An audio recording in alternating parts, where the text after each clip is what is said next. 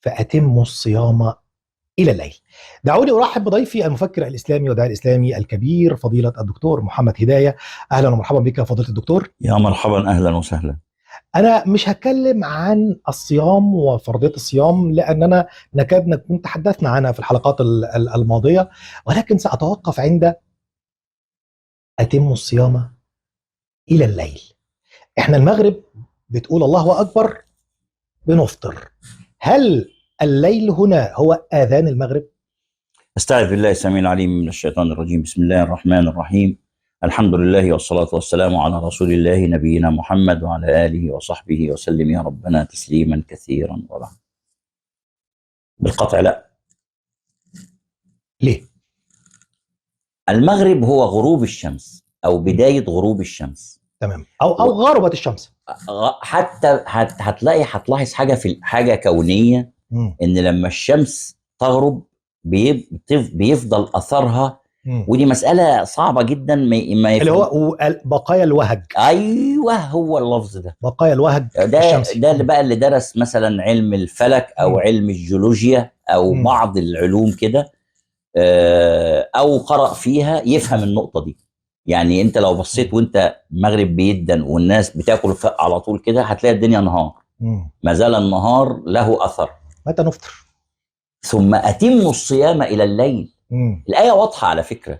والآية أنا بس عايز يعني عايز أقول للناس خذوا آيات الصيام بالاعتبار. لأن في ناس متصورة إن الأيام المعدودات هي الإشارة إلى شهر رمضان. ده كلام فارغ.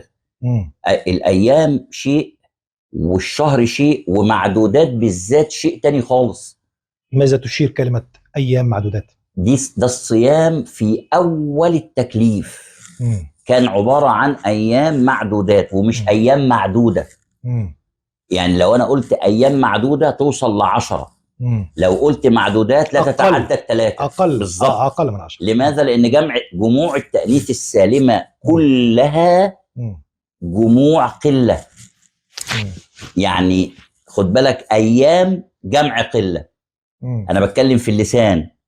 فلما يقول أياما معدودات فده حكم في وقت يختلف عن شهر رمضان الذي أنزل فيه القرآن. وخد بالك، أياما منصوبة وشهر مرفوعة، فلا يمكن ده يكون بدل لدي. إنما كان التكليف في البداية، لأن زي ما أنا شرحت زمان، لو أنت سألت أي حد إيه رأيك في الصيام، يقول لك ده اليوم نص ساعتين وبيعدوا سهلة جدا. اعرف إن ده ما بيصومش. مش ما بيصومش يعني لا، هو بيمسك عن الطعام والشراب. إنما أي مسلم واعي يعلم أن الصيام فيه مشقة، لأن اللي ربنا طلبه مننا في الصيام ما بيتمش أصلا. إنما هي ألا وهو لو أنت خدت آيات الصيام بسرعة، أنا عارف إن الوقت ضيق ومستعجلين ببراحتنا لا، بس عشان أنا برضو حريص على دي. لكن طريقة التكليف في الصيام مبدع. أنا هسألك سؤال يعني سريع كده. الصيام فرض على مين؟ المسلم أم المؤمن؟ طب قال في النداء إيه؟ يا أيها الذين آمنوا. ده اسمه تخفيف في التكليف. يعني التكليف صعب. فالمولى عز وجل يقرب إليك الحالة بقضية أنت يعني تطمح إليها. أنا مسلم، بس إذا صمت أبقى من المؤمنين. لأنه قال يا أيها الذين آمنوا. ده أول تخفيف بإيه؟ بالنداء. يعني المؤمنين يجوا هنا، هتلاقي كل الناس جت هنا. لو قلت المسلمين يبقى عدد مش هيجي. لأن أنا مؤمن، أنا شايف إن أنا مؤمن، أريد إن أنا أكون مؤمن أو متقي أو محسن، اللي هي درجات العبودية. فأول نداء في التكليف بهذا الشهر قال إيه؟ يا أيها الذين آمنوا كتب عليكم الصيام كما كتب على الذين من قبلكم. يعني لست بدعا في الصوم.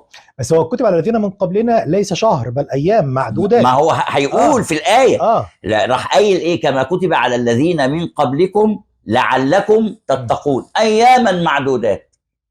دي أياما معدودات عائدة على الذين من قبلنا، وإحنا في الأول إحنا زيهم. كما كما كتب على الذين من قبلكم اياما معدودات. اياما معدودات دي للتخفيف برضو. يعني في الاول انت هتصوم 3 ايام، وعلى فكره في التراث العربي ثابت ان كان الصيام كده فعلا. بس انا ما بحبش اجيب يعني الاحاديث دي لانها صحيح تخدم الراي بتاعنا، حتى عند بس اليهود القران واضح. حتى يوم عاشوراء هو كان صيام اليهود ايضا مثلا.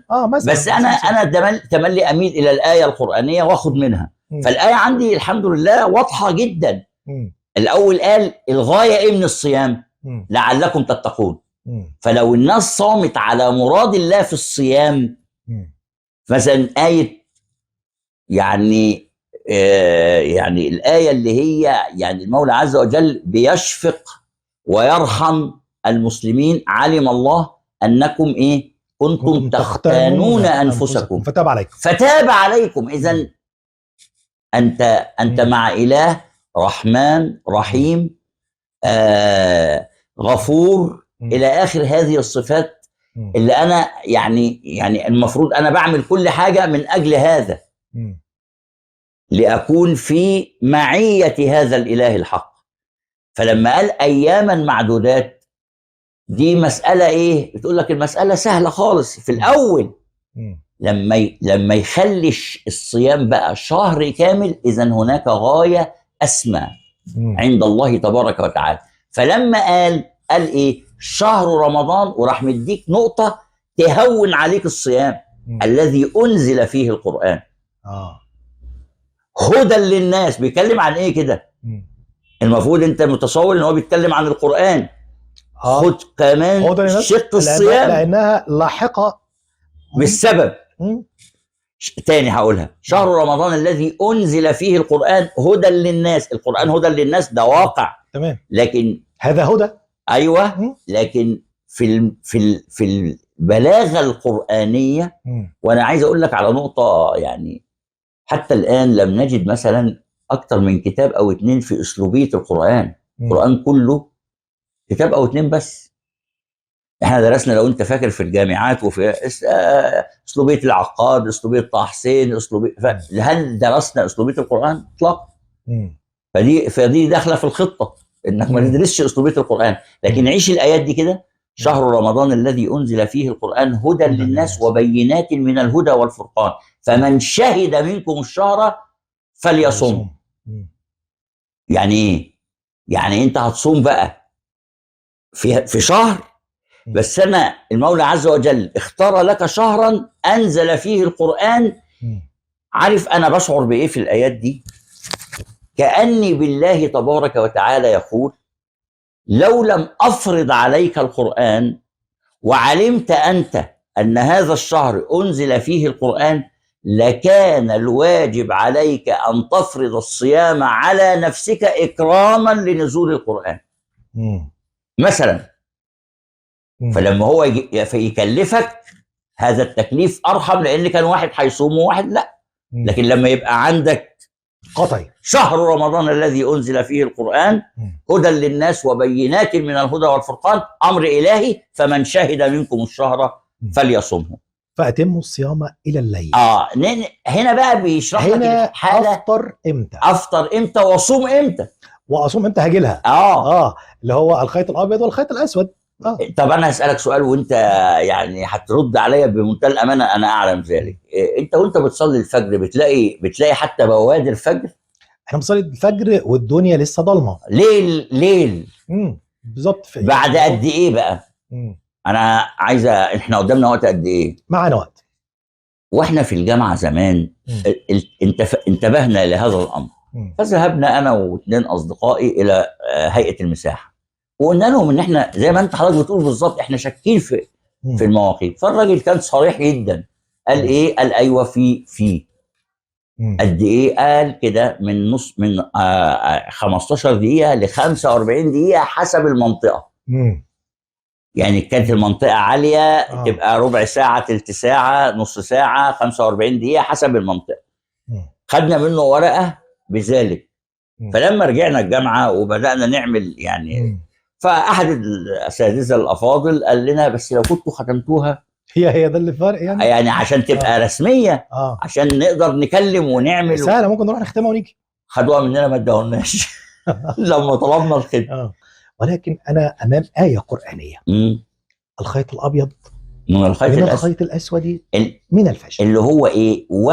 اول وقت لظهور الشمس، اللي هو يبدا يخلي فيه نور بعيد عن انوار النجوم. زي ما قلنا في وهج في غروب الشمس، في غروبها هناك ايضا يعني ضي، بدايه الشروق. بداية الضي، هي بدايه الشروق. هو على فكره انا مش هتفلسف، انا هتوقف عند كلمه القران وهو الخيط الابيض. ايوه، الكلمه واضحه من هنا، ومهما تفلسفنا يا دكتور محمد لن ناتي بكلمه ادق من هذه الكلمه في بزوغ الفجر. اقدر اقول لك فتح الله لك يعني بهذه الجمله. تفلسفنا نص القران الخيط الابيض والخيط الاسود، يعني خلاص. وبعدين احنا ايه المشكله ان احنا نراجع؟ يعني إيه؟ لا عندنا مشكله في نراجع دي. مين اللي يراجع؟ مين اللي المفروض يراجع؟ احنا مراجعين، واحنا بنقول الكلام ده من زمان، ان الصيام فيه نقطتان في منتهى الخطوره. ساعه الافطار انت قلتها، ثم اتم الصيام الى الليل، وساعه الامساك. بس انا عندي بقى الامساك ارحم. ازاي؟ انا همسك بدري بقى انا كده اضمن في بحبوحه من امر. ايوه. انما ازاي افطر عند المغرب وهو قايل لي عند الليل؟ ومن عظمه هذا القران قال الى الليل، يعني حتى بدايه الليل، لان الى غير اللام. لو قال لليل طب هنا بقت لقلب الليل. هنا في ناس بتقول ان احنا المفروض نفطر العشاء وليس المغرب، انت مع هذا الفكر؟ بس يعني العشاء يبقى كتير على الناس. لا انا مش بتكلم على الناس دلوقتي، انا بتكلم على الليل. ومع ذلك ايضا برضو خلينا نتكلم في حاجه علميه، ان الليل ليس العشاء. بالظبط، انا عايز اقول كده بقى عشان نتكلم الليل. خلينا في الايه القرانيه. الايه القرانيه الى الليل. الى الليل. قول لي بقى الليل امتى؟ تمام. بص، لو انت بتبص بعينك المغرب مثلا 6 إلا 10 مثلا. تمام. الليل هيبقى 6 ونص 7 إلا ربع، من 6 ونص ل 7 إلا ربع. معلش ممكن قبل كمان، ده الموضوع كله لن يستغرق ربع ساعه. انا بقول لك عشان تضمن وتبقى موثق المساله مع نفسك. بعد غروب الشمس بربع ساعه، نص ساعه يبدا شوف انت يبدا الخيط الاسود. ايوه الليل بقى، او يبدا الليل. يعني انجاز انا التعبير طبعا. انت عايز تقول بعد المغرب بقد ايه؟ بعد المغرب مجرد ما يتم.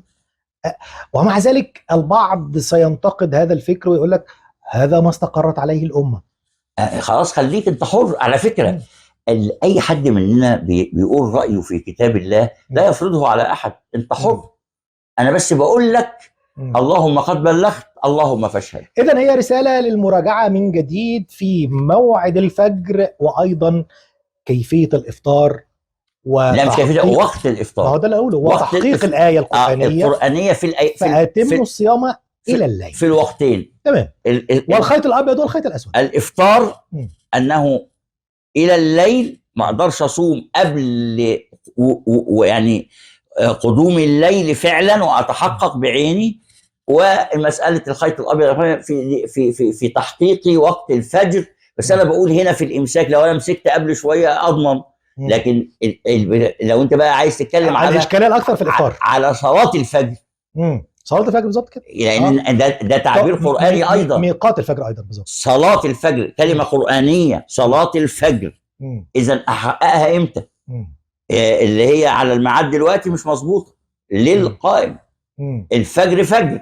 الفجر اتحدد في آية الصيام.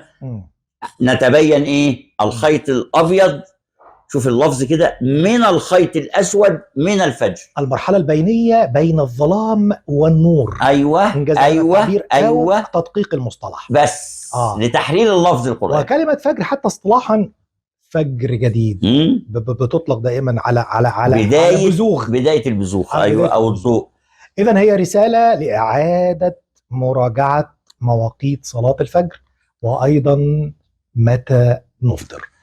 بشكر حضرتك. الى الليل واتموا الصيام الى الليل. أيوة. اتموا الصيام الى الليل. شكرا جزيلا فضيله الدكتور محمد. عفوا حبيبي، اهلا وسهلا.